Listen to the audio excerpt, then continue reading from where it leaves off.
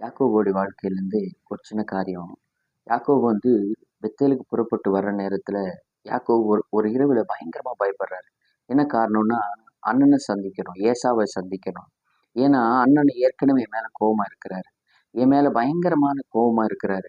நான் போகும்போது அப்படி கோவமா இருந்தாரு. இப்ப நான் திரும்பி வர்றேன். இப்ப திரும்பி வர்ற நேரத்துல ஒருவேளை என்னை அழிச்சிருவானோ, என் பிள்ளைகளை, என் மனைவிகளை, எனக்கு உண்டான எல்லாம் அழிச்சிருவானோன்னு பெரிய பயத்துல அந்த யாக்கோபு இரவு முழுவதும் இருக்கிறார். ஆனா ஒரு விஷயம் தெரிஞ்சுக்கோங்க. யாக்கோபுடைய உள்ளத்துல பயம் இருந்தாலும் கூட, இரவு முழுவதும் அந்த யாக்கோபை பலப்படுத்தும்படி தூதனானவர் அந்த யாக்கோபை பலப்படுத்தியிருக்கிறார். காரணம் என்ன தெரியுங்களா? யாக்கோபை அழைத்தது மனுஷன் அல்ல, யாக்கோபை அழைத்தது தேவன். அந்த யாரு எதிர்ப்பாங்க, அழிப்பாங்கன்னு நினைச்சு அந்த யாக்கோபு பயந்தானோ, அந்த சகோதரனை சமாதானமாய் கர்த்தர் வர பண்ணியிருக்கிறார். இன்றைக்கு தேவ பிள்ளைகளே, உங்களோடு கூட கர்த்தர் இருக்கிறார். பயப்படாதீங்க.